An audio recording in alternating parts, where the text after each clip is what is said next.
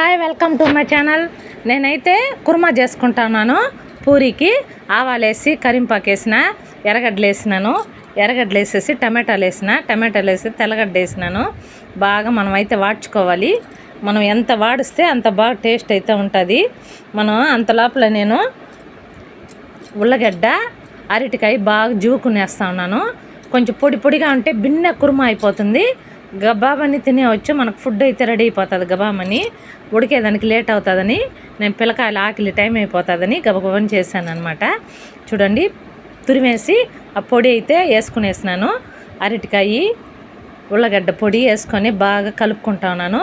కలుపుకున్న తర్వాత కొంచెం పసుపు పొడి, కొద్దిగా ఉప్పు, సాల్టు వేసుకున్నాను.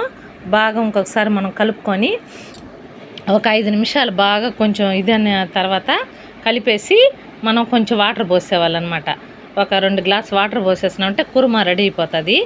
బాగా కొంచెం మసాలా వేసినాను. ఇప్పుడు నేను గరం మసాలా, గుమ్మగుమ్మలాడే కుర్మా చాలా టేస్ట్గా ఉంటుంది. బాగా కుర్మా రెడీ అయిపోయింది. పూరి పక్కన రెడీ అవుతా ఉందన్నమాట. రుద్దుకుంటాను పూరి కూడా కలిపి పెట్టినాను. పిండి అయితే నేను గోధుమ పిండి. చూడండి, బాగా అంత లోపల కొంచెంసేపు రెడీ అయిపోయింది. రుద్దుతా ఉన్నాను. పూరికి నూనె అయితే పక్కన పెట్టేసినాను, కాగుతూ ఉంది. చూడండి, కుర్మా కూడా పూరి కూడా వేసుకుంటా ఉన్నాను. పూరి కూడా రెడీ అయిపోతూ ఉంది. మనకు ఎంత బాగా త్వరగా మనం అయిపోవాలంటే పొడిలాగా చేసుకుంటే చాలా టేస్ట్గా ఉంటుంది. మనం ఉడికేంతవరకు లేట్ అయిపోతుంది. పూరి కూడా రెడీ అయిపోయింది అనమాట. ఇప్పుడు పూరి రెడీ అయిపోయింది.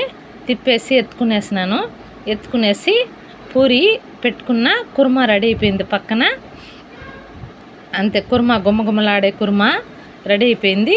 మా ఛానల్ అయితే లైక్ చేయండి, సబ్స్క్రైబ్ చేయండి. మా ఛానల్ని అందరూ చూడండి, ఎంకరేజ్ చేయండి. చూడండి, ఇప్పుడైతే నేను తినేదానికి మొదలుపెట్టినాను. ఎంత టేస్ట్గా ఉందంటే అంత టేస్ట్గా ఉంది. ఫాస్ట్గా రెడీ అయిపోతుంది. మీరు కూడా ట్రై చేయండి. మా ఛానల్ లైక్ చేయండి, సబ్స్క్రైబ్ చేయండి.